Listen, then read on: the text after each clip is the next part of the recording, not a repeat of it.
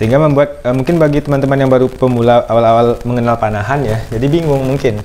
Ada busur horsebow, ada busur longbow, ada busur recurve, ada disebut self bow, ada PVC bow, ada yang disebut juga busur fiber dan sebagainya. Sehingga kebingungan. Jadi pertama adalah untuk penyebutan jenis-jenis busur itu teman-teman ada perincian gitu loh. Di antaranya kita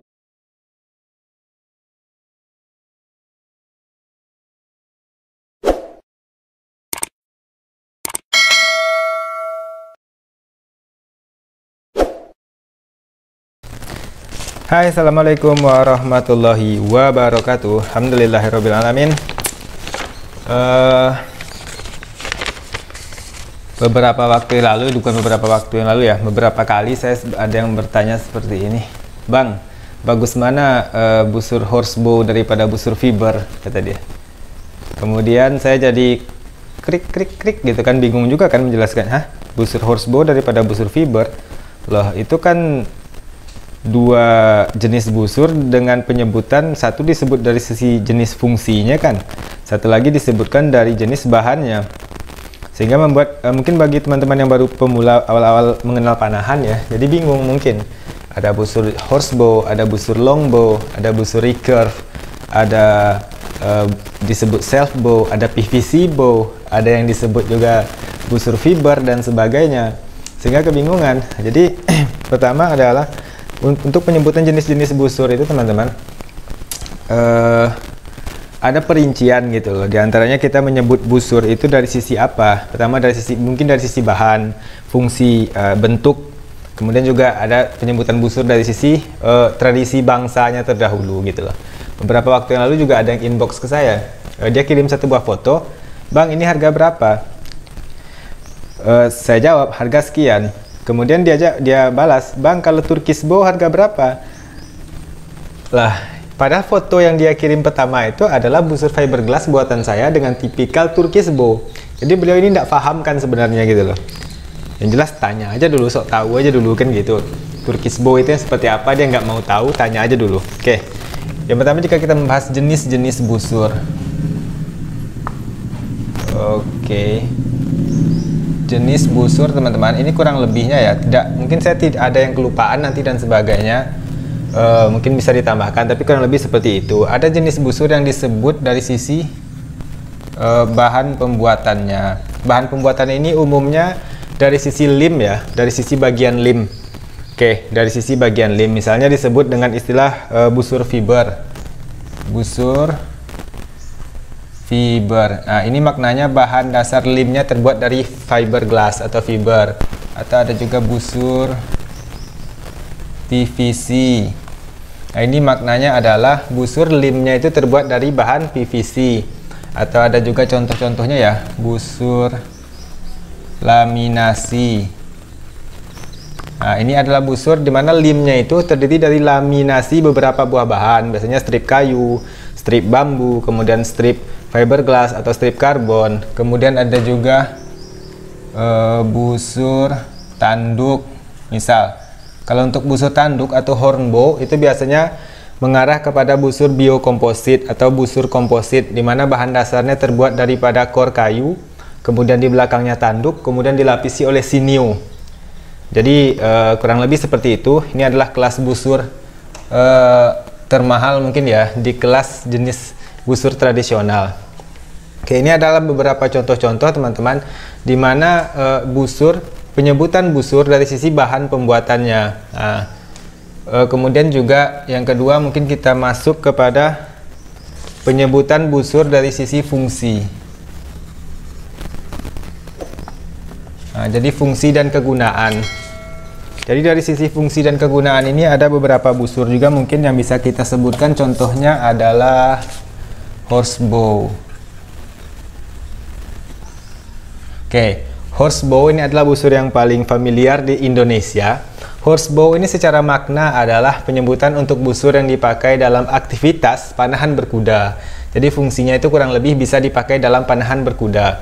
Busur horsebow ini bisa dibuat dari fiber, bisa kategori busur fiber, bisa kategori busur PVC, bisa kategori busur laminasi, bisa kategori busur tanduk. Nah, jadi seperti itu. Tapi jenisnya, horsebow adalah penyebutan satu buah busur dari sisi fungsinya. Kemudian juga mungkin ada hunting bow. Hunting bow ini adalah busur berburu. Jadi untuk busur berburu ini jenisnya juga macam-macam. Fungsinya adalah untuk berburu seperti itu. Karena beberapa waktu yang lalu ada yang komen ya di YouTube saya. Dia bilang seperti ini, saya ketipu belanja kata dia. Saya beli busur recurve. Katanya busur recurve. Pas sudah dibeli ternyatanya busur hunting kata dia. Padahal sebenarnya adalah busur recurve yang dimaksud di situ kategori busur hunting juga. Nanti busur recurve itu kita sebutkan lagi ya, itu penyebutan busur dari sisi yang mana. Tapi busur recurve di sana adalah busur untuk hunting. Jadi tidak ada yang salah, karena recurve itu ada banyak jenisnya seperti itu. Jadi mesti dipahami juga teman-teman, ini penyebutan busur dari sisi fungsinya. Ada yang horsebow, ada yang hunting bow. Tergantung ya nanti. Kalau horsebow ini biasanya merujuk kepada satu jenis busur biasanya. Atau di zaman sebelum jenis umum disebut dengan horsebow, biasanya disebut dengan istilah busur asiatik atau busur-busur pendek menengah. Nah, jadi kalau untuk horsebow ini yang paling banyak beredar ya di pasaran kita di Indonesia, banyak maker dari lokal. Kalau teman-teman ada yang bahan fiber, ada yang bahan PVC, ada yang laminasi, ada yang bahan tanduk. Kalau teman-teman mau beli, saran saya kalau untuk pemula minimal fiber lah, PVC kalau bisa jangan. Itu cuman saran, oke? Yang ketiga adalah kita masuk ke penyebutan jenis busur dari sisi bentuk teman-teman. Nah, dari sisi bentuk ini satu buah busur itu disebut karena bentuknya. Misal recurve. Oke. Recurve. Oke. Recurve adalah penyebutan untuk busur di mana bagian ujung lim itu recurve atau berbelok seperti itu. Nah, jadi recurve ini sejatinya adalah penyebutan untuk busur dengan bagian ujungnya melengkung atau melakukan recurve. Tapi secara umumnya di Indonesia, ketika kita berbicara untuk jenis busur recurve, maka itu mengarah kepada dua jenis busur, yaitu recurve ILF, recurve standar bow, recurve hunting bow. Ini yang juga. Nah, jadi orang yang beli ini yang bilang dia beli busur recurve kata dia. Padahal tapi yang dikirim ternyata busur hunting. Padahal itu adalah jenis busur recurve yang fungsinya untuk hunting. Kalau kita bicara di Indonesia ya, maka busur recurve itu mencakup pada jenis 3 busur recurve ini. Walaupun horsebow sebenarnya juga kategori busur recurve, tapi tidak umum disebut ke recurve karena horsebow lebih spesifik lagi, di horsebow itu jenis tertentu gitu loh. Nah, jadi untuk yang diperlombakan di bawah Perpani di Indonesia adalah 2 jenis busur ini. Nah, yang diperlombakan di Porprov atau PON dan sebagainya. Teman-teman bisa searching lah recurve ILF itu seperti apa, recurve standard bow itu seperti apa. Kemudian juga dari sisi bentuk ini ada longbow. Longbow itu karena bentuknya panjang disebut longbow, busur panjang gitu kan. Kemudian untuk ada yang disebut dengan short bow. Ini biasanya dipakai oleh suku pedalaman Indian. Short bow ini seperti longbow, cuman dia pendek seperti itu saja. Oke, ini diantara tiga jenis pertama, tiga kategori penyebutan daripada busur-busur tradisional, busur-busur yang ada di pasaran seperti itu. Ini belum ya. Yang berikutnya lagi adalah ini karena sudah tidak muat. Ini bisa di save dulu terlebih dahulu. Kita hapus terlebih dahulu. Oke. Nah, yang keempat itu adalah yang ketiga yang tadi ya, itu berdasarkan tradisi kebangsaan, berdasarkan bangsa daripada kemunculan jenis busur itu. Nah, Ini yang paling umum itu diantaranya, misal Turkish bow atau busur Turkish kata orang. Ini adalah jenis busur horsebow yang umum dipakai di Turki. Ada lagi mungkin KTB atau Korean Traditional Bow. Itu adalah kategori busur horsebow yang dipakai oleh bangsa Korea gitu loh. Ada lagi mungkin Manchu. Nah, ini adalah jenis busur horsebow yang dipakai oleh bangsa Manchu, busur Manchu kata orang. Ada mungkin lagi Ming bow. Nah, ini kategori busur horsebow bangsa Ming. Kemudian ada lagi Hungarian bow. Hungarian bow dan lain-lain. Kemudian untuk kategori busur longbow juga ada English longbow. English longbow.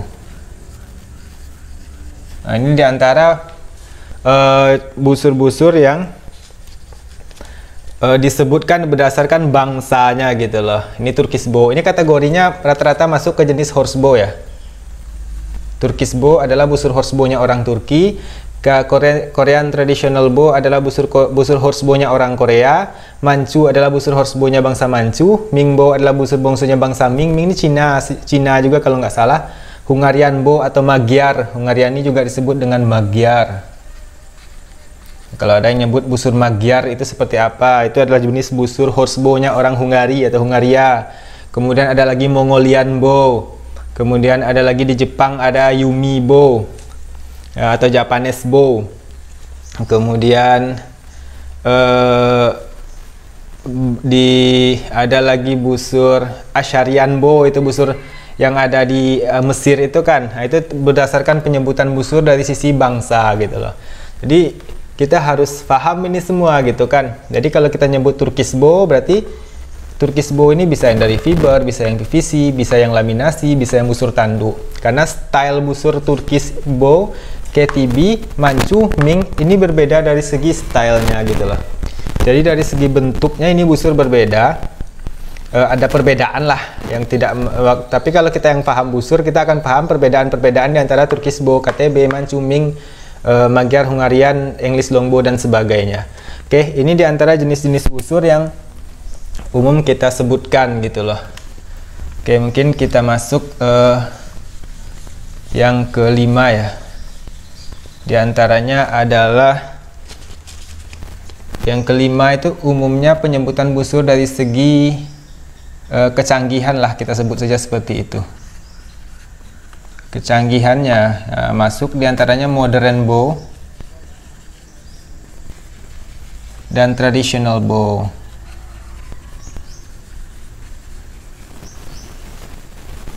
Modern bow ini yang umum di pasaran, kita yang masukkan ke dalam kategori modern bow itu adalah compound, recurve ILF. Karena ini busur memiliki peralatan ya, alat-alat tambahan yang rumit. Recurve standar bow.